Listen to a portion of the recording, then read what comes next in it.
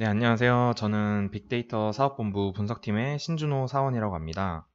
오늘은 나임이라는 프로그램에 대해서, 분석 툴에 대해서 웨비나 첫 시간인데요. 그래서 오늘은 나임이라는 이제 분석 툴에 대한 간단한 소개와 그리고 설치부터 이제 환경 설정까지 하는 실습을 잠깐 할 예정입니다. 인덱스를 한번 보겠습니다. 그래서 나임 소개를 첫 번째로 해드리고, 그다음에 나임 분석 툴의 특징을 설명을 드린 다음에 이제 나임 분석 툴과 타 분석 툴을 비교하는 시간을 한번 가져보겠습니다. 그리고 나임 분석 툴의 기타 특징들, 이제 뭐 비즈니스적인 면이라든지 그런 것들을 한번 살펴보고 실습으로 넘어가도록 하겠습니다. 네, 이제 나임 소개를 드릴 건데요. 우선 나임이라는 제품 소개를 하는 거고요. 그다음에 해당 제품의 특징을 기존 제품과 비교 설명하기 위해서 일단 이 시간을 가집니다.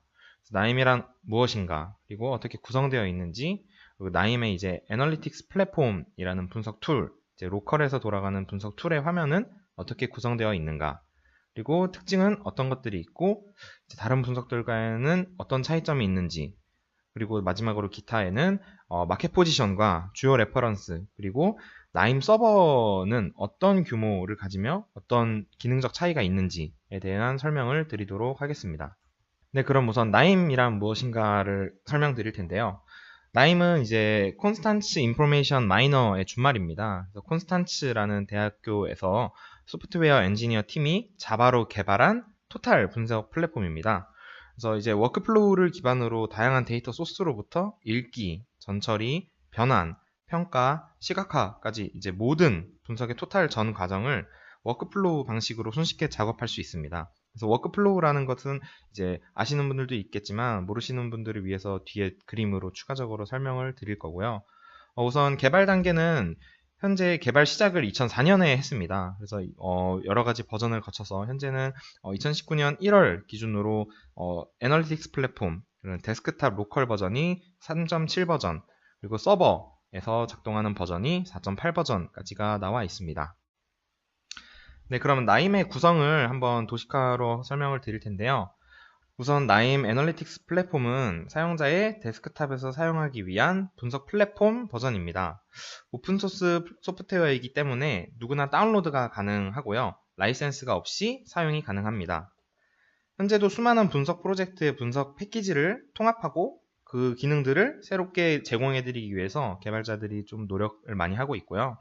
타 패키지에 있는 R이라든지 파이썬에 있는 뭐 케라스, 뭐 R의 H2 등의 이런 분석 패키지를 나임에서도 사용할 수 있게 하기 위해서 나임 익스텐션이라는 기능을 제공합니다. 그리고 나임 인터그레이션도 똑같이 그런 패키지를 위해서 제공을 하고요. 이제 커뮤니티 익스텐션이나 파트너 익스텐션은 어느 정도 사용자 커뮤니티는 이제 나임을 사용하는 사람들이 이제 자체적으로 만든 익스텐션 확장팩이고요. 파트너 익스텐션은 나임과 이제 파트너 사이인 이제 회사들이 자기들만의 분석을 위한 익스텐션 확장팩을 개발을 하면 나임에서 그걸 수용을 해서 제공을 해주는 확장팩들입니다. 이런 확장팩들을 일단 나임 애널리틱스 플랫폼에서 다 사용을 하실 수 있고요. 나임 서버가 밑에 보이시는데요. 나임 서버는 팀 기반 협업, 그리고 자동화 이런 기능들을 제공하는 것입니다. 그래서 하나하나 좀 자세히 한번 더 설명을 드리겠습니다. 나임 애널리틱스 플랫폼은 데이터 과학 응용 프로그램 및 서비스를 구현하기 위한 오픈소스 소프트웨어입니다. 그래서 지속적으로 새롭게 통합되고 있고, 그래서 개발 통합은 나임 애널리틱스 플랫폼만의 기능뿐만 아니라 다른 익스텐션들의 기능 또한 개발하고 통합된다는 것을 의미합니다. 그래서 직관적인 워크플로우를 제공하는데 여기 보시면 그림이 하나 있습니다. 일단 크게 한번 저희가 볼 텐데요.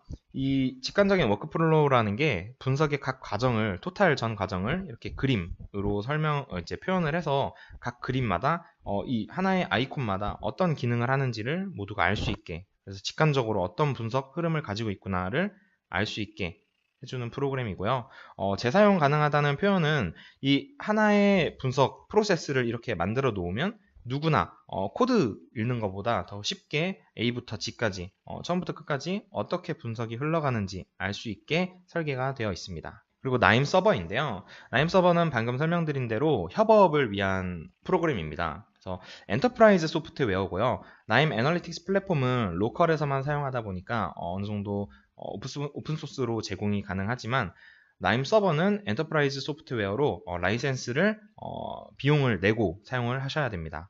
그래서 비전문가는 나임 웹포탈이라고 서버에서 제공하는 기능을 통해서 분석 결과에 다른 사람이 해놓은 거를 손쉽게 접근할 수 있고요. REST API를 제공하기 때문에 분석 응용 프로그램, 타 프로그램에 이제 API를 날려서 분석 결과를 어떻게 땡겨온다든지 이런 IoT 시스템과도 통합도 가능합니다. 근데 라이센스 비용에 대해서는 나중에 설명을 드리고 나임 서버 이제 라이센스도 어느 정도 등급이 있습니다. 그래서 그 등급도 기타 설명을 드릴 때 설명을 드리도록 하겠습니다. 그래서 나임 익스텐션인데요. 익스텐션은 복잡한 데이터 유형에 대한 접근, 처리, 그리고 고급 기계학습 알고리즘을 추가하는 데 사용이 됩니다. 그래서 이거는 나임 자체에서 나임 개발 운영진이 이제 개발을 해서 제공을 해주는 것이고요. 나임 인터그레이션은 이제 오픈소스를 통합하는 겁니다. 그래서 뭐 파이썬에 있는 딥러닝을 위한 케라스, 고성능 기계학습을 위한 H2O, 대용량 데이터 처리를 위한 스팍이나 아니면 뭐 하둡 같은 것도 다 여기 인터그레이션에서 제공을 해주고요. 그리고 나임에서는 기존의 파이썬과 R을 쓰시던 분들도 활용을 하실 수 있게 파이썬과 R 코드, 그러니까 스크립트를 실행할 수 있는 그런 장치를 나임 안에 마련을 해놨습니다. 그래서 여러 가지 기존에 뭔가 파이썬이나 R로 기존에 개발하고 있던 분석 프로젝트도 나임에 쉽게 이렇게 꼽아서 사용하실 수 있게 활용성을 보장한다는 점을 좀 알아주시면 될 것 같고요. 이제 커뮤니티와 이제 파트너 익스텐션에 대한 설명입니다. 그래서 커뮤니티에서는 이제 사용자 커뮤니티에서 만들어진 기술을 커뮤니티를 통해서 기여돼서 제공됩니다. 그래서 뭔가 깃허브에 사람들이 올린 오픈소스처럼 이제 나임을 사용하는 사람들이 나임의 어떤 기능이 있거나 아니면 본인이 가지고 있는 기술 같은 거를 노드로 제공을 해서 그 익스텐션을 제공을 하면 나임 측에서 이건 좀 수용할 만하다라고 하면 커뮤니티 익스텐션으로 제공이 되고요.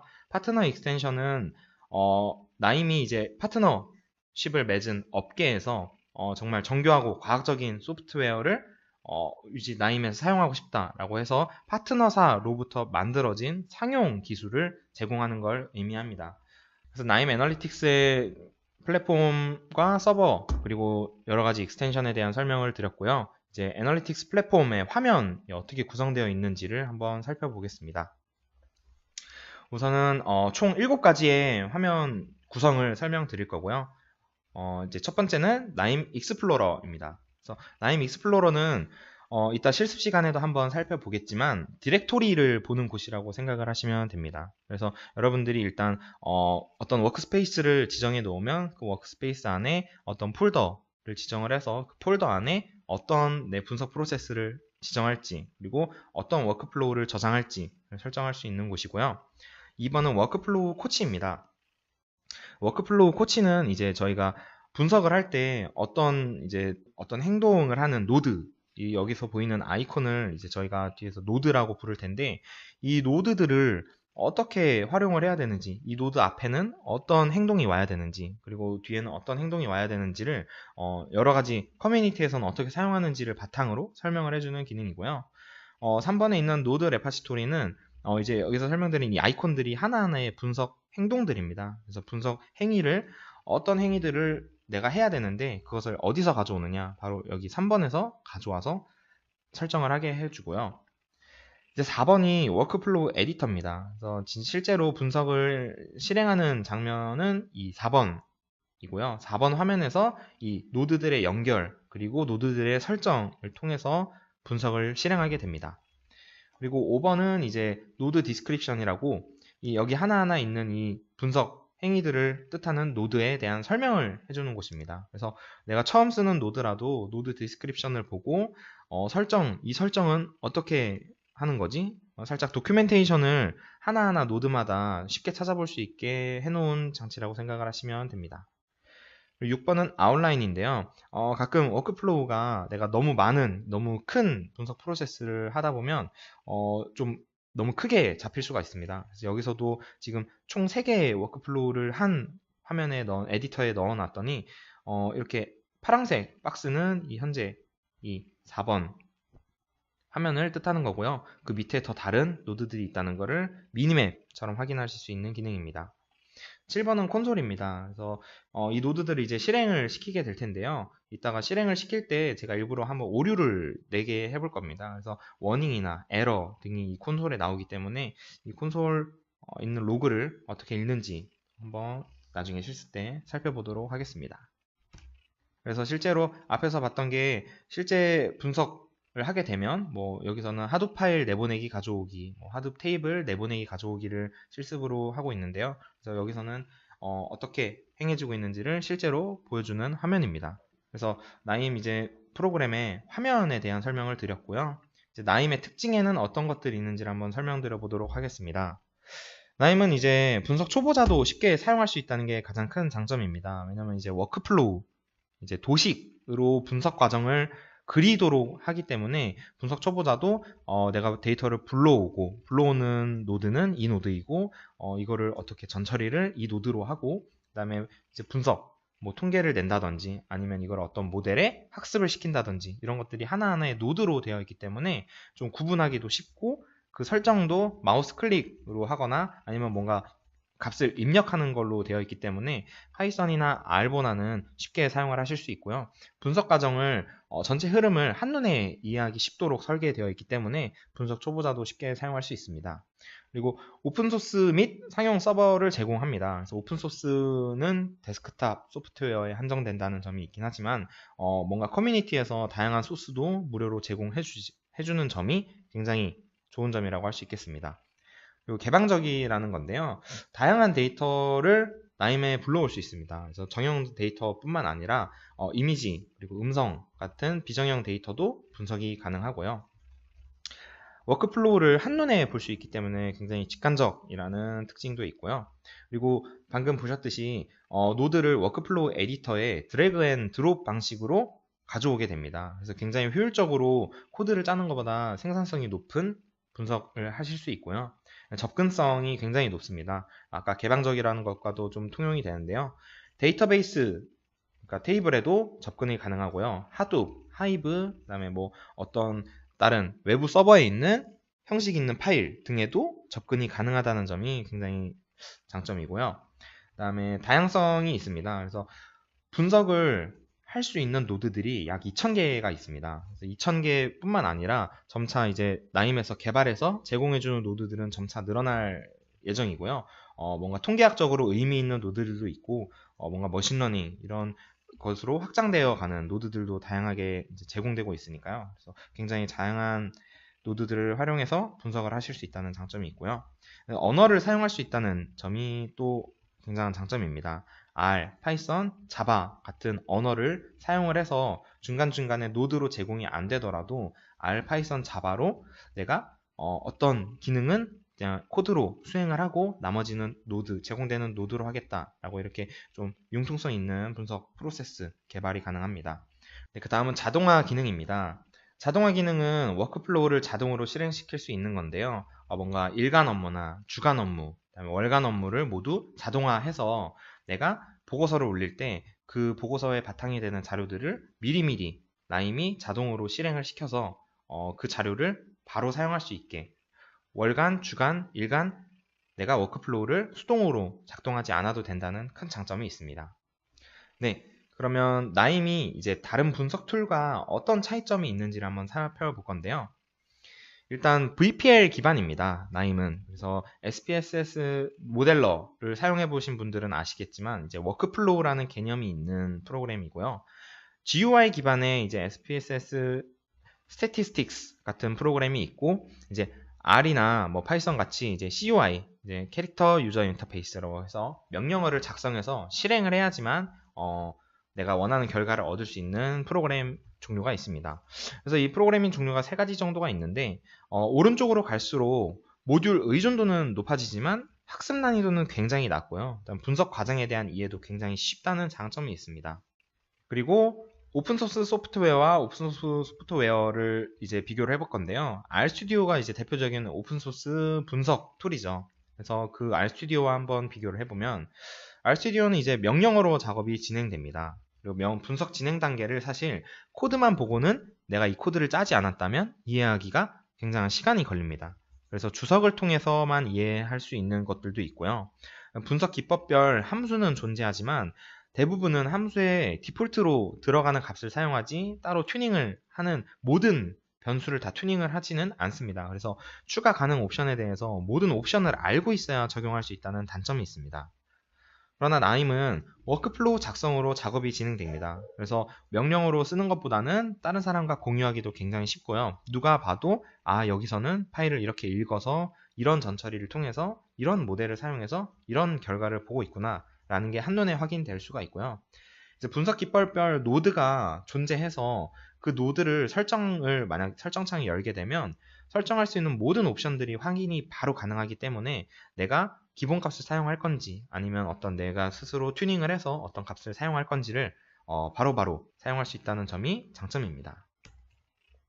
사용 소프트웨어인 SPSS 모델러와 그다음에 나임을 비교해보면 모델러에서는 사용할 수 있는 노드가 약 130개 정도입니다. 그리고 노드에 대한 설명이 검색을 통해서 확인이 가능하고 노드 다음으로 사용해야 될 노드, 내가 A 노드를 사용했다면 그 다음에 사람들이 C 노드를 사용하는지 D 노드를 사용하는지 그런 트렌드나 아니면 대체로 사용하는 노드에 대한 정보를 알 수가 없고요. 나임에서는 대신에 사용할 수 있는 노드가 약 2000개 존재합니다. 모델뿐만 아니라 전처리 그리고 파일을 읽는 그런 인풋 아웃풋 노드까지 모두 합쳐서 2000개 정도 존재하기 때문에 굉장히 많은 다양성 있는 노드들을 사용할 수 있고요. 노드에 대한 설명이 클릭 한 번으로 확인이 가능합니다. 그래서 뭔가 이 노드가 내가 설정 창을 열었는데 이 변수는 어떤 걸 설정하는 거지? 라고 궁금증이 든다면 클릭 한 번으로 확인이 가능하다는 장점이 있고요. 그 다음에 이 노드를 내가 A 노드를 사용했다면 사람들은 이 다음에 어떤 노드를 사용하는지 C 노드를 대체로 사용하더라. 78%의 커뮤니티 유저들이 A 노드 다음엔 C 노드를 사용하더라. 그러면 대체로 그 노드를 사용하는 목적이 있기 때문에 사용을 하겠죠. 그래서 그런 추천해주는 기능이 있기 때문에 좀 더 분석을 쉽게 할 수 있다는 장점이 있습니다. 네, 다음 장표는 각각 분석 툴에 대한 만족도를 설명해주는 장표인데요. 맨 위에 있는 게 나임입니다. 그래서 나임에서 파란색을 보시면 69%로 매우 만족을 뜻합니다. 그래서 거의 70%에 육박하는 유저들이 굉장히 만족하고 있다는 걸 나타내고요. 그리고 24% 하늘색 유저들은 만족한다는 것을 의미합니다. 그래서 두 가지 만족을 합치면 거의 90%가 넘는 유저들이 나임에 대해서 만족을 한다는 걸 알 수 있고요. 2등으로 나와 있는 모델러나 3등의 R과 비교를 했을 때 파란색의 굉장히 만족이 거의 10% 가까이 차이가 나면서 굉장히 큰 만족감을 유저들에게 주고 있다는 걸 보실 수 있습니다. 그러면 기타입니다. 그래서 나임의 이제 마켓 포지션은 어떻게 되는가? 그래서 나임을 이제 사용을 우리가 도입을 해야 되는가 말아야 되는가에 대한 어떤 지표가 될 수 있을 것 같은데요. 가트너의 이제 2018, 2019 매직 쿼드란트 지표입니다. 그래서 데이터 사이언스와 머신러닝 플랫폼 분야에서 시장에 되게 리더의 위치에 있는 걸 보실 수 있습니다. 그래서 나임이 이제 2018에서 2019로 가면서 굉장히 포텐셜, 그러니까 비전에서 굉장히 높은 점수를 받고 있다는 것을 보실 수 있고요. 리더에 위치한다는 것을 보실 수 있습니다. 그래서 국내에서는 아직 사용자층이 적어서 아직 뭔가 도입하고 있는 분들이 적지만 해외에서는 굉장히 커뮤니티도 활발하고 그리고 개방형 분석 플랫폼의 특성이 있기 때문에 국내에서도 뭔가 사용하시는 게 생기게 되면 폭발적으로 잠재적 수요층이 증가할 것으로 예상됩니다. 주요 레퍼런스는 해외에서 살펴보면 금융에서는 스위스뱅크와 그다음에 도이치뱅크 정도가 있겠고요.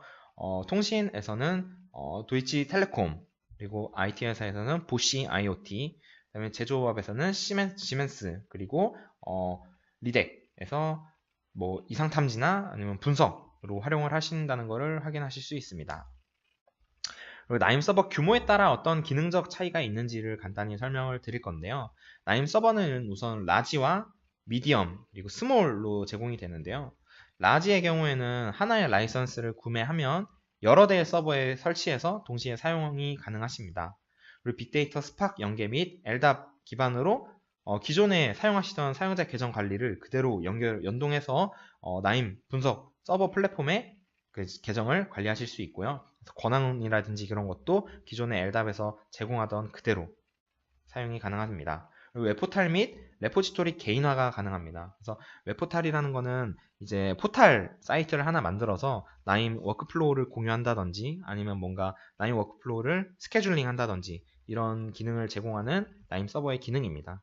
그래서 그런 정도의 기능을 라지만 이제 제공을 하는 거고요. 미디엄 라지만 제공하는 경우는 REST API는 스몰 말고 미디엄과 라지에서만 제공을 해줍니다. 그래서 만약 어플리케이션 개발을 하고 계시다면 미디엄, 최소 미디엄 혹은 라지를 사용하셔야 된다는 것을 알려드립니다. 그래서 나임 이제 장표로 설명드리는 건 여기까지 설명을 드리고요. 이제 실습을 통해서 실제로 나임 설치부터 초기 환경 설정을 하는 것을 진행해 보도록 하겠습니다. 네, 이제 나임을 실제로 설치해보고 환경 설정하는 실습 시간인데요. 우선 나임 애널리틱스 플랫폼을 저희가 실습해 볼 예정입니다. 이제 나임 애널리틱스 플랫폼은 로컬에서 사용 가능한 데스크탑용 분석 툴이라는 걸 앞에서 소개를 드렸고요. 설치는 나임 웹사이트에서 다운받으실 수 있습니다. 구글에 KNIME를 검색하시면 나임 홈페이지가 나오고요. 나임 홈페이지에서 다운로드는 이제 슬래시 이후에 다운로드를 치고 URL을 접속하시면 바로 다운로드에 접속이 됩니다. 그래서 다운로드를 들어가시면 맨 첫 화면은 이렇게 레지스터를 하는 화면이 나오는데요. 여기서 뭐 컴퍼니나 이런 것은 사실 필수가 아니기 때문에 이메일만 적어주시면 되고요. 저는 아까 이메일을 적어놨기 때문에 제 이메일을 넣고 진행해 보도록 하겠습니다. 그래서 밑에는 이제 내가 입력한 이메일로 뭔가 업데이트 뉴스나 아니면 나임 사용법 뭐 튜토리얼 같은 거를 받겠다는 건데 저는 이미 받고 있기 때문에 체크를 하지 않지만 처음 사용해 보시는 분들은 굉장히 좋은 자료를 메일로 많이 보내주기 때문에 체크하시는 걸 추천드리고요. 밑에 이제 다운로드 텀이나 아니면 컨디션 뭐 조건 같은 거 이제 그런 계약 같은 거를 확인하시고 받아 이제 액셉 한다고 선택을 하시고 제출을 하시면 다음 화면으로 넘어가는데요.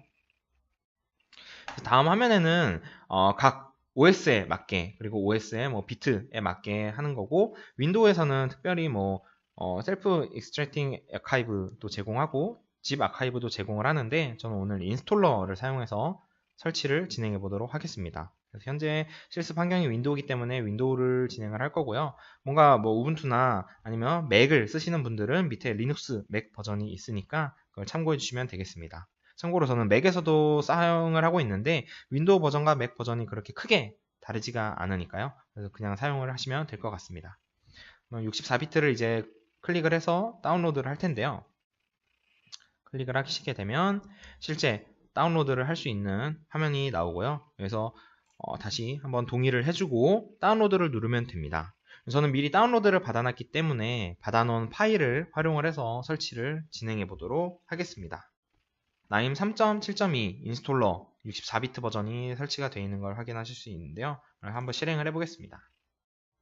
이게 첫 화면인데요. 이제 라이센스 동의를 하는 화면입니다. 그래서 라이센스 동의를 해준다고 하고요. 오픈소스 프로그램이니까 그냥 오픈소스 프로그램들에 관한 그런 조항들이 있는 걸 확인하실 수 있고요. 넥스트를 눌러서 이제 설치 경로를 설정해 주도록 하겠습니다. 설치 경로는 기본으로 프로그램 파일스 안에 나임으로 설정을 하고 넘어가고요. 그 다음에 이제 시작 메뉴에 폴더 생성할지 여부입니다. 그래서 나임이라는 폴더를 저는 생성을 하라고 해놓고 다음으로 넘어가겠습니다. 그래서 기존에 나임 뭐 워크플로우 파일들이 있다면 그거를 다 연동하겠느냐를 체크하는 건데요. 그래서 이거를 다 연동한다 체크를 해놓고 넥스트를 눌러주고요. 그 다음 화면이 굉장히 좀 중요한 화면입니다. 그래서 이 화면은 메모리를 얼마나 사용할 수 있게 허가를 해줄 거냐라는 건데요. 나임 애널리틱스 플랫폼은 메모리 기반의 분석 툴입니다. 그래서 R과 마찬가지로 메모리 기반인데 메모리를 어느 정도 허용을 해줘야 어느 정도 데이터 규모가 있는 거를 분석을 하실 수 있습니다. 그래서 기본적으로 여기 나타나는 숫자는 이제 각 실습 환경이 달라서 아마 이 숫자가 다들 다르게 나타나실 텐데요. 각자 가지고 있는 실습 환경에 가용 메모리의 절반을 우선 기본값으로 설정을 해줍니다. 근데 뭔가 나는 여기서 정말 나임만 쓸 거고 나임밖에 안 쓰고 다른 뭐 구글이나 크롬 이런 거를 안 쓰신다면 가용 메모리 한 80% 정도까지는 이제 사용을 한다고 해놓으셔도 되는데 사실 80%까지 사용을 한다고 하면 거의 나임 혼자서 윈도우 돌아가는 거 빼고는 다 사용을 하는 거기 때문에 나임만 사용하셔야 된다는 걸 좀 유념하셔야 될 것 같고요. 저는 기본값인 가용 메모리의 반으로 설정을 해놓고 진행을 하겠습니다. 네, 그럼 일단 레디가 됐고요. 그 다음에 이제까지 저희가 설정했던 모든 이제 설정 값들을 한번 다시 확인을 시켜주는, 리뷰를 시켜주는 화면이고요. 그래서 인스톨을 눌러주시게 되면 설치가 시작됩니다. 설치가 되고 있는 걸 확인하실 수 있고요. 네, 그래서 완료가 되었고요. 이 체크는 이제 설치가 완료, 피니시 버튼을 눌렀을 때 나임 애널리틱스 플랫폼을 실행한다는 거고요. 저는 실행을 해서 실습을 진행해야 되기 때문에 체크하고 피니시를 눌러주겠습니다. 네, 그러면 나임이 이제 버전 3.7.2가 2019년 4월 18일에 이제 빌드가 된 버전이고요. 그래서 이 버전으로 최신 버전을 활용을 해서 진행을 하도록 하겠습니다. 네, 초기 로딩이 조금 있을 수 있다는 점 생각을 해주시면 되고요. 네, 이제 맨 처음에 이제 설치를 하고 바로 실행을 하셨다면 이 화면이 나오실 텐데요. 워크스페이스를 지정해주는 화면입니다. 그래서 워크스페이스는 자동으로 일단 유저 바로 밑에 나임 워크스페이스라는 폴더를 기본값으로 제공을 하는데요. 이게 아니고 나는 분석용으로 따로 바탕화면이나 아니면 내 뭐 구글 드라이브 같은데 좀 나는 만들고 싶다라고 하시면 브라우저 버튼을 누르셔서 사용을 하시면 되고요. 그리고 변경을 만약 하셨다면 이 버튼을 꼭 체크를 하셔서 이 워크스페이스를 이 경로로 계속해서 사용하겠다라는 것을 알려주셔야지 나임이 이걸 계속해서 묻지 않는다는 점을 알고 넘어가시면 되고요. 저는 기본값으로 나임 워크스페이스를 한번 생성을 된 거를 사용을 해서 런치를 해보도록 하겠습니다. 네, 나임 이제 익스텐션 아까 설명드렸던 설치된 익스텐션을 로딩하는 장면입니다. 그래서 밑에 보시면 어떤 기능들을 로딩하고 있는지가 나오게 되고요. 사실 이 익스텐션은 설치가 많아질수록 이 초기 로딩 시간이 길어진다는 점도 여러분들이 좀 아셔야 되고요. 그래서 실습 환경마다 모든 익스텐션을 설치하기보다는 필요한 익스텐션만 설치하는 게 좀 나임을 사용하는데 좀 편리할 수 있다는 점을 알아두시면 될 것 같습니다. 이제 로딩이 어느 정도 완료가 돼서 나임 애널리틱스 플랫폼이 실행이 됐고요. 이 실행이 됐을 때 맨 첫 화면을 한번 살펴보겠습니다. 그래서 아까 살펴봤던 나임 익스플로러가 왼쪽에 있고요. 그 밑에 나임 이제 워크플로우 코치가 있고 노드 레포지토리, 워크플로우 에디터, 다음에 아웃라인, 콘솔, 노드 디스크립션이 있는 걸 확인을 하실 수 있습니다. 네. 그러면 실제로 워크플로우 에디터를 워크플로우를 만들어서 시작을 해보도록 하겠습니다. 새로운 워크플로우를 만드는 건 이제 로컬에 있는 디렉토리에 우클릭을 해서 실행을 합니다. 그래서 New Nime 워크플로우를 눌러주시면 되고요. 이제 Nime 워크플로우를 만드는데 이름을 설정하는 겁니다. 그래서 저는 XM이라는 이름의 워크플로우를 만들 거고요. 로컬에 example workflow라는 폴더 안에 만든다고 할 거고요. 만약 새로운 폴더를 만들고 싶으시다면 여기서 이제 새로운 폴더를 골라서 하시면 되고요. 저는 로컬에 있는 익스텐션 워크플로우에 그대로 만들어 보도록 하겠습니다. OK를 눌러주시면 네, 피니시를 눌러주면 제가 지정한 디렉토리에 네, XM이 들어가 있는 걸 확인하실 수 있고요. 이 세모 모양이 나임 이제 로고인데 이 모양이 워크플로우라는 것을 의미합니다. 그래서 나임 워크플로우를 하나 저희가 생성을 한 거고요. 그래서 이제 왼쪽에 있는 노드 레포지토리에서 가져와서 이제 워크플로우를 작성을 하면 되는데 첫 번째로 저희가 익스텐션을 아까 설명을 드렸는데 익스텐션을 설치하는 방법에 대해서 설명을 드리려고 합니다. 그래서 설치를 같이 해볼 건데요. 우선 파일을 눌러주겠습니다. 파일을 눌러주시면 맨 밑에 Install Nime Extension 이라는 버튼이 있습니다. 그 버튼을 한번 눌러보겠습니다. 버튼을 누르시면 인스톨이라는 창 하나가 뜰 거고요. 이 창에 이제 뭐 파트너 익스텐션도 있었고 커뮤니티 익스텐션 그리고 뭐 다른 익스텐션들이 많았는데 그 익스텐션들을 모두 검색하고 다운로드를 해볼 수 있는 공간입니다. 나임 애널리틱스 플랫폼을 처음 설치하신다면 이런 익스텐션이 대부분 설치가 안 돼 있는 상태로 들어오게 됩니다. 그래서 저희는 오늘 나임 랩 익스텐션이라는 익스텐션을 한번 설치를 해볼 건데요. 밑에 보시면 네임에 나임 랩 익스텐션을 확인해 보실 수 있습니다. 이 익스텐션을 체크해 주시고요. 네, 다음을 누르게 되면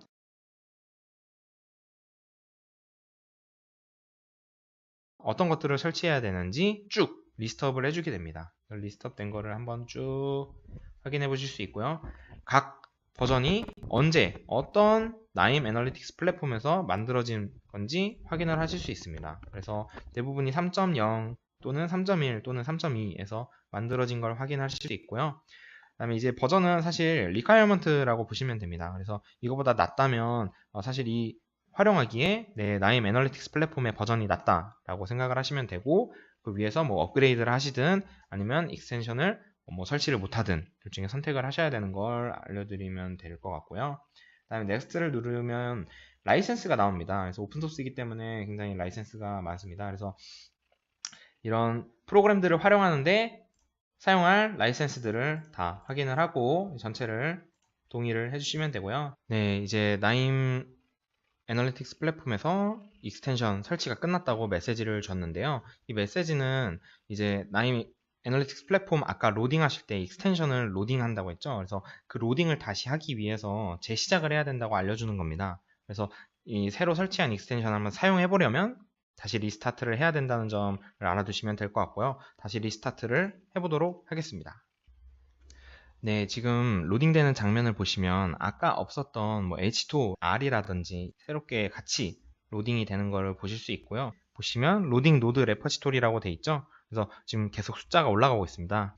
보시면 H2O 머신러닝도 있고요. 인덱싱 앤 서칭이라는 것도 있고, 뭐 자바스크립트, 카프카, 몽고DB, 그다음에 뭐 스태티스틱스, 태블로도 굉장히 좋은 BI 툴이죠. 태블로도 연동할 수 있고요. 뭐 XGBoost 같은 이제 머신러닝 알고리즘 모델도 사용하실 수 있고, 뭐 이런 다양한 익스텐션이 있는 걸 확인하실 수 있고요. 웬만하면 대부분의 머신러닝이나 뭐 딥러닝에 관련된 노드들은 나임랩스에 많이 있으니까 나임랩스를 많이 사용해 주시면 될 것 같고요. 그럼 이제 본격적으로 저희가 만들어놨던 XM이라는 워크플로우에 이동시켜 보면서 튜토리얼을 진행해 보도록 하겠습니다. 그래서 우선 아까 저희가 XM을 example workflow 안에 그대로 만들었죠. 근데 저희가 새로운 로컬 워크스페이스에 XM이라는 폴더를 하나 새로 만들어 보도록 하겠습니다. 이제 폴더는 나임 애널리틱스 플랫폼에서는 워크플로우 그룹이라고 부르게 됩니다. 그래서 new 워크플로우 그룹을 선택하시게 되면 사실상 새로운 디렉토리를 만든다고 생각을 하시면 되고요. 이거의 이름도 XM으로 설정을 해서 피니시를 눌러서 만들어 보겠습니다. 그럼 XM이라는 폴더가 생긴 걸 확인하실 수 있고요.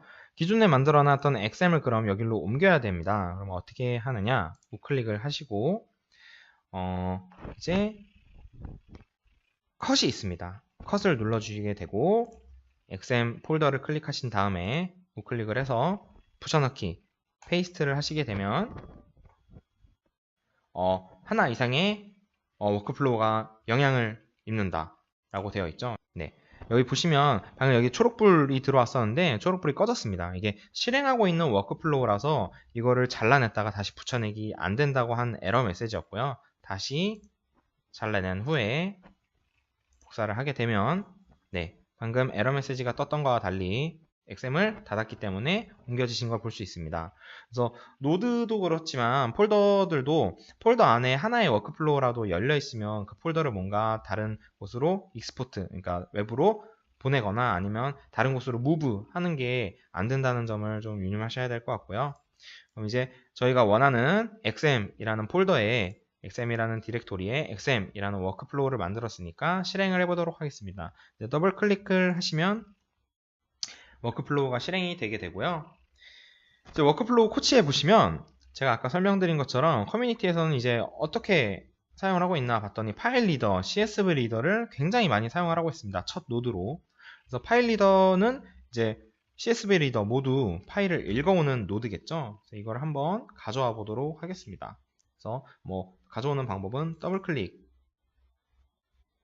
하거나 아니면 파일 리더를 드래그해서 드롭하는 두 가지 방법으로 하게 됩니다. 그래서 두 가지를 저는 한번 가져와 봤고요. 그래서 이따 좀 설명드릴 것이 있기 때문에 하나를 더 가져와 보도록 하겠습니다. 그래서 가져오는 위치도 설정을 해서 좋을 수 있고요. 네, 이제 워크플로우를 가져왔으니까 워크플로우 에디터에서 할 수 있는 여러 가지 기능들을 한번 살펴보겠습니다. 그래서 맨 위에 보시면 툴바가 하나 보이실 텐데요. 이 툴바에 대해서 하나하나 좀 설명을 드리겠습니다. 맨 처음에 있는 이 툴바는 New라고 되어 있죠. 그래서 새로 만들기 툴바입니다. 그래서 이 아이콘인데 여기서 새로운 워크플로우를 만들거나 워크플로우 그룹을 만들거나 아니면 다른 어떤 것들을 만드는 데 사용하는 아이콘이고요. 저희는 방금 디렉토리와 워크플로우를 만들어 봤기 때문에 이 아이콘은 사용해 보지 않겠습니다. 이제 다른 아이콘들 한번 더 살펴볼 건데요. 지금 보시면 XM 워크플로우 제목에 별이 하나 붙어 있는 것을 확인해 보실 수 있습니다. 이 별은 이 워크플로우가 기존에 최종적으로 저장됐던 것과 달리 변화가 있었다는 뜻입니다. 그래서 이 변화가 있었기 때문에 새롭게 저장을 해줘야 됩니다. 그럼 저장을 하시게 되면 네, 별이 없어지고 원래의 파일 이름으로 되신 것을 볼 수 있는데요. 이거는 일시적으로 내가 변화한 파일이 아니라 최종적인 저장된 파일에서 변경이 되지 않았다는 것을 의미합니다. 그래서 이 버튼을 통해서 저장을 하시면 되고요. 세이브 에즈도 당연히 있습니다. 그래서 뭔가 파일명을 변경한다든지 아니면 다른 디렉토리에 저장한다든지 그런 걸 위해서 세이브 에즈를 사용해 주시면 되고요. 그 옆에 있는 것은 세이브 얼입니다. 그래서 지금은 하나의 워크플로우가 열려 있기 때문에 이 아이콘이 지금 활성화가 되지 않았는데요. 여러 개의 워크플로우를 실행하고 여러 개의 워크플로우를 조작하다 보면 한 번에 다 저장을 해야 되는데 하나하나씩 하면 시간이 너무 오래 걸리잖아요. 그래서 한 번에 저장하는 기능이라고 생각을 하시면 됩니다. 그 오른쪽에는 이제 퍼센트가 나와 있는데 이 퍼센트는 이 워크플로우의 크기를 조정하는 버튼입니다. 그래서 50%, 뭐 100%가 일단 기본으로 되어 있고요. 뭔가 작아서 보기 불편하다라고 생각이 되시면 150%, 뭐 250%도 사용이 가능하니까 활용을 해주시면 되겠습니다. 저는 기본값인 100%에 놓고 진행을 해보도록 하겠습니다. 그 다음이 이제 노드의 정렬을 하는 세 가지 방법인데요. 이렇게 세로로 노드가 좀 펼쳐져 있다면 이때 세 가지 노드들을 선택을 하고 세로로 정렬을 누르면 이제 가로가 정렬이 됩니다. 그리고 다시 한번 이렇게 가로로 뭔가 어긋나 있는 노드들을 한 번에 선택을 하고 가로 정렬을 누르게 되면 이렇게 높이가 맞춰주는 것을 확인하실 수 있습니다. 그리고 세 번째는 이제 노드의 간격, 이제 오토 레이아웃인데요. 세 가지 노드들이 어떻게 정렬이 돼야지 가장 보기 좋을 것인가를 스스로 계산을 해서 정렬을 해주는데요. 이 세 가지 파일 리더 노드들은 가로로 수평으로 놓을 수도 있지만 세 가지가 공통된 기능을 하는 것이기 때문에 같은 단계에 있다고 생각을 해서 세로로 배열을 해주는 모습을 확인하실 수 있습니다. 네. 그리고 이제 노드 하나를 선택을 하고 이 아이콘을 살펴보겠는데요. 이제 선택된 노드를 설정하는 아이콘입니다. 이걸 누르시게 되면 노드의 환경 이제 설정을 할 수 있는 건데요. 여기서 뭐 이 파일 리더는 어떠한 파일을 불러오는 노드입니다. 그래서 브라우즈를 누르게 되면 여기서 내가 어떤 엑셀 파일이나 아니면 CSV 파일 아니면 뭐 텍스트 파일을 선택을 해서 열어볼 수 있겠죠. 그래서 이런 실습은 이제 다음 2강부터 실습을 진행을 할 거고요. 오늘은 좀 맛보기로 한번 보여드린 것이니까 다음 2강 때에 한번 참고해 주시면 될 것 같습니다. 네. 그래서 이 다음에 있는 F7, F8에 뭐 해당하는 이런 노드들은 이 노드들의 설정이 끝난 다음에 실행을 하는 노드 이제 아이콘들입니다. 그래서 이런 실행하는 노드들은 이 강에서 전처리부터 뭐 파일 인풋 아웃풋부터 시작하는 노드 실습에서 한번 진행을 해보도록 하겠습니다. 네. 그리고 다음은 워크플로우 코치에 대한 설명인데요. 워크플로우 코치는 지금 현재 어떤 노드들이 어떻게 활용이 되는지를 볼 수 있는데요.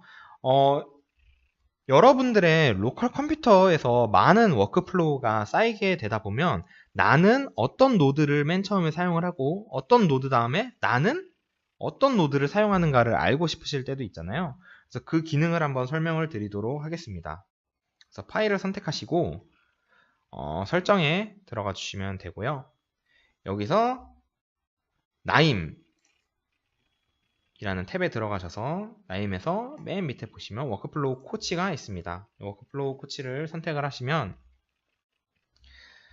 이제 기본적으로 노드 레코멘데이션 바이 커뮤니티가 설정이 되어 있으실 거예요. 이거는 앞에서 나임을 최초로 설치한 다음에 실행을 했을 때 이제 나임 이제 사용자 정보, 그러니까 사용하는 정보를 나임 측에 보내서 버그 픽스에 도움을 주겠다라고 제가 yes를 눌렀던 창 있죠. 그 창을 만약 no라고 눌렀다면 이게 설정이 안 돼 있으실 겁니다. 근데 이거를 그때 yes라고 눌러 놓으셨으면은 이게 설치가 이제 체크가 되어 있으실 텐데요. 이 체크가 돼 있어야지 커뮤니티, 즉 다른 나임 사용자들이 어떤 노드를 얼마나 많이 사용하는지를 받아보실 수 있고요. 이 업데이트는 사실 수시로 되는 것이 아니라 자동으로 월간 업데이트를 해줍니다. 그래서 월에 한 번씩 업데이트를 해서 이 커뮤니티의 사용자들이 어떤 패턴을 가지고 요즘 어떤 트렌드로 어떤 노드들이 핫한지를 아실 수 있는 거고요. 뭐 위클리로 하셔도 되고 자동 업데이트를 하지 않고 나는 수동으로 내가 사용할 때마다 하겠다라고 하셔도 좋습니다. 네. 그리고 밑에 워크플로우 코치에 화살표를 눌러서 밑에 설정을 더 들여다보시면 워크스페이스 레코멘데이션이라고 있습니다. 워크스페이스 레코멘데이션은 뭐냐면요. 여러분들의 워크스페이스 안에 있는 워크플로우들을 분석을 해서 그 워크플로우들에는 어떤 노드들이 얼마나 사용되는지를 분석을 해주는 겁니다. 여러분들이 현재 가지고 있는 지금은 example 워크플로우만 있잖아요. 그럼 example 워크플로우에 있는 것만 기준으로 해서 거기서는 어떤 노드들이 몇 % 정도 사용이 되고 있는지를 추천해 주게 됩니다. 그러면 apply 적용을 해주고 눌러주게 되면 방금까지만 해도 워크플로우 코치에 커뮤니티만 있었는데 워크스페이스 기준의 추천도 나오게 됩니다. 그래서 워크스페이스에서는 첫 노드로 파일 리더를 55% 정도 사용을 했네요. 그래서 CSV 리더는 찾아볼 수 없는 걸 보실 수 있고요. 그래서 여러분들이 나중에 어떤 회사에서 정말 단체로 어떤 워크플로우를 제작하고 사용을 한다면 우리 회사 사람들은 어떤 노드들을 많이 사용을 하나는 워크스페이스에서 보실 수 있다는 점 좀 확인을 해주시면 될 것 같습니다. 네. 그래서 이 다음은 이제 이 노드에 대한 설명을 좀 간단하게 드릴 건데요. 우선 노드는 이제 여러 가지 노드들이 있습니다. 그래서 이 파일 리더 노드도 있고요. 제가 설명을 드리기 위해서 여러 가지 노드들을 검색을 해서 가져와 보도록 하겠습니다. 네, 조이너라는 노드도 있고, 여러분들이 학습을 할 분석 모델 함수들, 이제 노드들도 있고요. 그 다음에 학습을 하는 모델 노드도 있고, 예측을 할 때 사용하는 모델들도 있습니다. 리그레션, 회귀, 예측하는 노드를 한번 가져와 보도록 하겠습니다. 그리고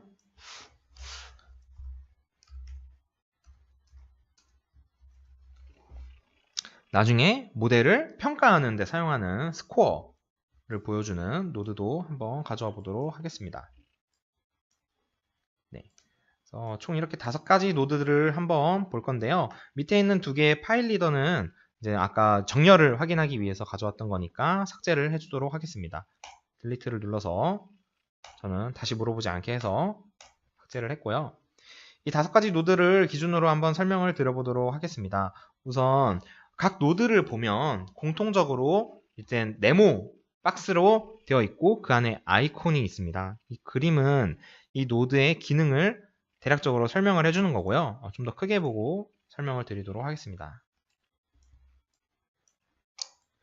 그래서 조이너는 2개의 데이터를 조인을 해주는 거기 때문에 뭔가 모이는 아이콘을 가지고 있는 걸 보실 수 있고요. 파일 리더는 어떤 파일을 여기로 가져온다. 화살표로 되어 있는 걸 보실 수 있고, 리니어 리그레션 러너는 선형 회귀에 이제 그래프를 보여주는 그런 아이콘을 가지고 있고요. 이런 식으로 각각의 아이콘들이 어떤 기능인지 좀 설명을 한다는 걸 알아주시면 될 것 같고요.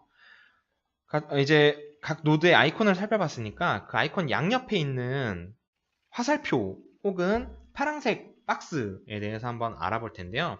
이 삼각형을 저희는 이제 포트라고 부를 겁니다. 그래서 노드의 왼쪽에 있는 것은 인풋 포트, 그리고 오른쪽으로 나가는 방향에 있는 포트는 아웃풋 포트라고 부를 겁니다. 각각의 포트는 데이터를 담고 있는 어떤 포트라고 생각을 하시면 되고요. 이 노드의 조이너 노드 같은 경우에는 2가지 포트에서 2가지 데이터가 들어와서 어차피 조인을 하게 되면 하나가 되죠. 하나가 하나의 포트로 나가게 된다라고 생각을 하시면 됩니다. 이 포트들은 각각의 아웃풋 포트는 다른 노드의 인풋 포트에 연결을 할 수가 있습니다. 그래서 이 조인이 완료된 데이터를 가지고 학습을 한다라는 의미로 생각을 하시면 될 것 같고요. 이 파일 리더에서 읽은 파일을 조이너 노드에 보내서 나는 이걸 조인을 하겠다 라고 생각을 하시면 됩니다. 그래서 이렇게 연결은 아웃풋에서 인풋으로 간다는 걸 생각을 하시면 되고요. 이 인풋 포트들의 이름은 뭐 탑 인풋, 레프트 테이블, 뭐 바텀 인풋, 라이트 테이블과 같이 이렇게 마우스 커서를 갖다 대시면 이 포트가 어떤 데이터를 담고 있는지 대략적으로 알려주게 됩니다. 그리고 노드 상태의 설명인데요. 지금은 모든 노드들이 다 빨간색이죠. 빨간색이고 지금 여기는 심지어 표지판, 느낌표 표지판까지 나와 있습니다. 그러면 여기서 설정을 들어가서 하는 건데요. 이 설정이 완료가 되면 이제 실행할 수 있는 상태가 되면 이 빨간불이 주황불로 바뀌게 됩니다. 가운데 주황불이 들어오게 되고요. 그 설정을 한 노드를 실행을 해서 실행이 에러 없이 다 실행을 마쳤다면 초록불로 바뀌게 됩니다. 그건 이제 실습 시간, 이제 2강부터 실제로 뭐 전처리나 파일 IO를 실행을 하면서 실제 데이터를 가져오면서 실행을 하면 보여드릴 수 있을 것 같아서 지금 여기서는 간단하게 넘어가고요. 노드를 연결하는 방법은 방금 제가 했던 대로 아웃풋 포트에서 클릭을 해서 인풋 포트에 드랍을 하는 방식으로도 하실 수가 있고요. 이 두 가지 노드, 연결할 노드를 드래그로 선택을 같이 해주신 다음에 우클릭을 하면 Connect Selected Node라는 기능이 있습니다. 이거를 선택을 해주시면 자동으로 이 두 개에서 아웃풋에서 인풋으로 연결을 해주는 걸 보실 수 있습니다. 그래서 노드 간 연결은 같은 모양끼리 포트끼리 가능합니다. 그래서 여기 보시면 파란색 박스에 있는 포트를 이렇게 다른 삼각형 포트에 갖다 대면 X 표시가 나옵니다. 하지만 같은 파란색 포트에 갖다 대면 이제 X 표시가 없어지고 연결이 되는 걸 확인하실 수 있고요. 실제로 삼각형 포트는 삼각형 포트끼리 데이터의 이동이고요. 이 파란색 박스는 미리 좀 설명을 드리자면 모델의 이동입니다. 그래서 여기서 학습한 모델을 예측을 사용하기 위해 모델을 아웃풋을 해서 여기에 인풋 시킨다라고 생각을 하시면 될 것 같습니다. 이거는 나중에 뭐 리그레션 모델을 실제로 저희가 학습하고 사용을 할 때 자세히 설명을 다시 드리도록 하겠습니다. 그럼 이제 연결하는 방법을 배웠으니까 끊는 방법도 배워야겠죠. 그래서 끊는 방법은 이제 노드가 연결되면 선이 생기는데 그 선을 누른 상태에서 딜리트 키를 누르면 자동으로 삭제가 됩니다. 아니면 우클릭을 해서 딜리트를 눌러도 삭제가 되고요. 그 다음에 연결이 되어 있는 두 개의 노드를 선택을 한 다음에 우클릭 후에 Disconnect Selected Node라는 기능이 활성화가 됩니다. 연결이 된 노드 두 개를 선택을 하면요. 이거를 선택을 해도 연결이 되어 있던 선이 지워지면서 연결이 끊긴 것을 보실 수 있습니다. 네, 그래서 여기까지가 이제 노드의 연결 그리고 노드라는 것에 대해서 설명을 드렸고요.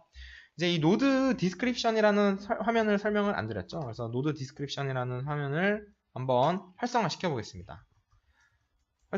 노드를 선택하면 노드 디스크립션이 활성화가 되는데요. 이제 파일 리더라는 노드에 대해서 간단한 설명이 적혀 있습니다. 그래서 이 설명들은 읽어보시면 이 노드는 어떠한 목적을 가진 노드이고 어떤 인풋들이 들어와서 어떤 아웃풋을 낸다 라는 것을 간략하게 글로 설명을 하고 있습니다. 밑에 보시면 다이얼로그 옵션이라고 되어 있는데요. 다이얼로그 옵션은 이 파일 리더를 더블 클릭하거나 우클릭해서 컨피규어를 상태창을 열었을 때 이 하나하나 설정할 수 있는 값들이 어떤 기능을 하는 설정 버튼들인지를 설명해주는 글들입니다. 그래서 일단은 설정창을 닫아 놓고요. 뭐 ASCII 파일 로케이션, 뭐 ASCII로 된 파일 로케이션을 입력을 하면 뭐 이게 어떻게 된다. 그리고 뭐 유저 세팅을 방지한다 라는 기능은 이거를 체크를 하면 어떤 기능을 하고 체크를 풀면 어떤 기능을 한다. 그리고 디폴트는 어떻게 되어 있다. 이런 식으로 도큐멘테이션이라고 생각을 하시면 편합니다. 그래서 각각의 설정이 어떤 기능을 하는지 자세히 설명이 되어 있고요. more information은 이 러닝 코스가 나임 홈페이지에 존재합니다. 그래서 이거를 클릭을 하시면 실제 웹사이트에 넘어가서 뭐 글로 된 거일 수도 있고 아니면 뭐 유튜브처럼 강의 영상이 존재하기도 하니까 영어로 돼 있다는 게 사실 흠입니다. 그래서 저희 웨비나는 한국어로 진행을 할 거지만 이 나임에서 제공하는 이런 일러닝이라든지 아니면 튜토리얼 문서들은 모두 영어로 돼 있기 때문에 뭔가 영어가 더 편하신 분들은 여기를 참고하셔도 될 것 같습니다. 그래서 노드 디스크립션을 한번 살펴봤고요. 그다음에 이제 아웃라인을 살펴볼 건데요. 아웃라인은 지금 제가 한 화면에 모든 노드들이 들어오니까 지금 활성화가 안 된 것처럼 보이실 수 있는데 이렇게 제가 현재 보이는 화면에서 이 노드들을 뺀다면 여기 미니맵에 현재 보이는 화면 외에 다른 노드들이 존재한다는 걸 확인하실 수 있고요. 이 파란 박스를 클릭을 한 후에 밑으로 내리시게 되면 여기 위에 있는 화면이 이동이 됩니다. 그래서 전체적인 화면을 보고 나는 이 뭐 전처리하는 부분 아니면 모델 부분을 자세히 봐야겠다라고 편하게 이동을 하실 수 있는 기능이라고 생각을 하시면 됩니다. 그리고 여기 보시면 이미 로그가 나와 있죠. 그래서 워닝 로그가 나와 있습니다. 그래서 워닝 로그는 파일 리더, 저희가 아까 만들어 놨던 파일 리더 요거에 대한 경고인데요. 이게 세팅이 되어 있지 않다, 세팅이 가능하지 않다라는 경고를 지금 주고 있는 거고요. 실제로 이 노드를 설정을 해서 브라우즈를 한 다음에 뭐 그냥 이상한 파일을 열기를 해놓고 OK를 눌러보겠습니다. 그러면 아까 설명드린 대로 설정이 완료되면 주황불이 들어온다고 했죠. 주황불이 들어오면 실행을 한번 시켜보겠습니다. 뭐 읽혔네요. 제가 뭐 읽힐 줄 모르고 사실 에러가 나게 한 건데 읽혀버렸네요. 그래서 나중에 에러가 나는 거는 한번 다시 확인을 해보고요. 여기서도 표지판이 뜨는 거는 조이너가 지금 워닝이 떴습니다. 그래서 뒤에를 이제 읽어보시면 define AtLeast one joining column pair라고 되어 있는데 아무래도 join 하는 노드이다 보니까 조인을 어떤 키를 기준으로 할지 설정을 제가 안 해줬기 때문에 얘가 조인을 그대로 할 수 없기 때문에 워닝이 뜬 것으로 보여집니다. 그래서 이 상태에서는 사실 실행도 강제로 할 수가 없는 상태이고요. 어느 정도 설정을 해줘야 실행이 가능한 것을 확인하실 수 있습니다. 네, 그리고 마지막으로 메모리를 설정하는 방법을 한번 살펴볼 텐데요. 나임이 메모리를 굉장히 많이 사용을 하는 프로그램이라고 설명을 드렸습니다. 그래서 이 나임이 메모리를 대체 얼마나 사용을 하고 있는지 그때그때 수시로 확인을 해줘야 되겠죠. 그래서 그 확인을 하는 설정을 지금 살펴보도록 하겠습니다. 아까 저희가 익스텐션 뭐 살펴볼 때 봤던 나임 프리퍼런스를 열어주시고요. 여기서 이제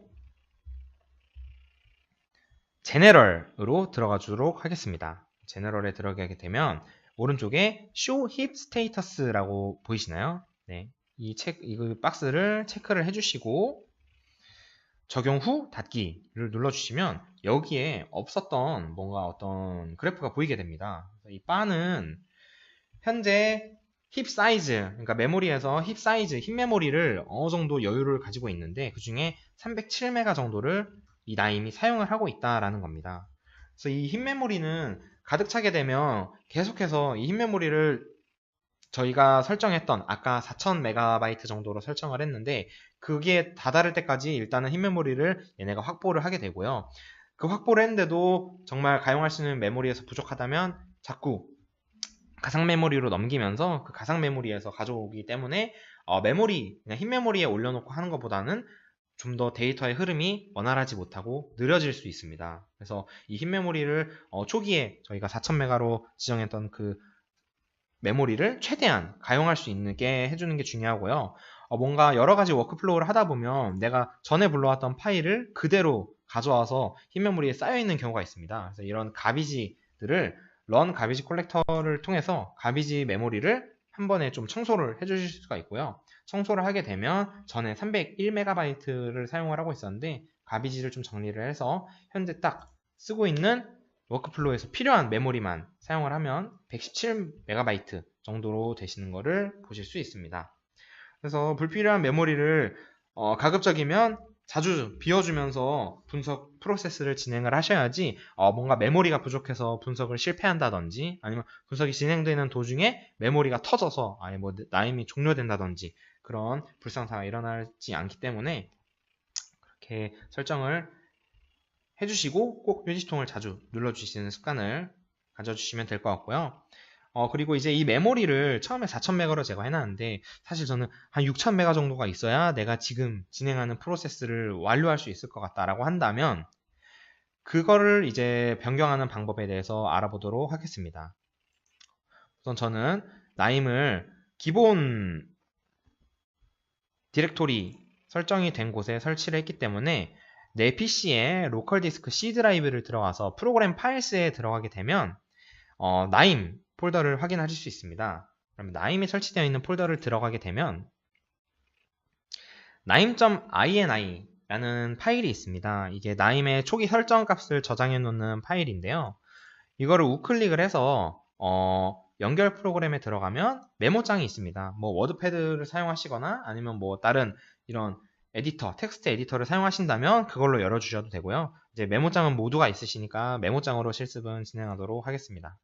그래서 메모장을 열어주시게 되면 이렇게 여러 가지 변수들에 대해서 초기 값이 설정이 되어 있는 걸 확인하실 수 있는데요. 여기서 맥스 메모리를 4053MB로 되어 있는 걸 확인하실 수 있습니다. 그래서 이거를 조정을 해주시면 맥스 메모리가 조정이 되는 거고요. 저는 실제로 이 값을 조정하지는 않을 거지만 뭔가 6000으로 변경을 해야 된다면 6000으로 입력을 하게 되면 저장을 하게 되면 6000으로 변경이 되는 거고요. 저는 기존에 되어 있던 4000 메모리로 그대로 유지를 한 상태로 파일을 저장하도록 하겠습니다. 네, 그렇게 되면 나임이 이제 새로운 메모리 설정이 되어 있는 거고요. 이 메모리 변경을 만약 반영을 바로 하고 싶다면 나임을 다시 재부팅을 해줘야 반영이 된다는 것을 알려드립니다. 다음 웨비나인 2강에는 데이터 가공부터 들어갈 건데요. 외부 데이터를 나임으로 이제 불러와서 뭐 CSV 파일이든 엑셀 파일이든 텍스트 파일이든 가져와서 이제 나임에서 인식을 할 수 있고 나임에서 그 데이터 테이블을 한번 확인해 보는 걸 할 거고요. 그런 형식 파일뿐만 아니라 어떤 데이터베이스 테이블 그리고 이제 회사 이제 엔터프라이즈 서버에 있는 엔터프라이즈 뭐 데이터베이스에 있는 테이블이라든지 아니면 하이브 등에 있는 데이터도 가져와 보도록 하겠습니다. 네, 여기까지 실습 따라 주시느라 정말 고생하셨고요. 한번 복습하시면서 나임 익스플로러, 코치, 뭐 레포지토리, 디스크립션 등 좀 익숙해지는 시간이 되셨으면 좋겠습니다. 네, 들어주셔서 감사합니다. XM 빅데이터 사업본부의 분석팀 신준호 사원이었습니다. 감사합니다.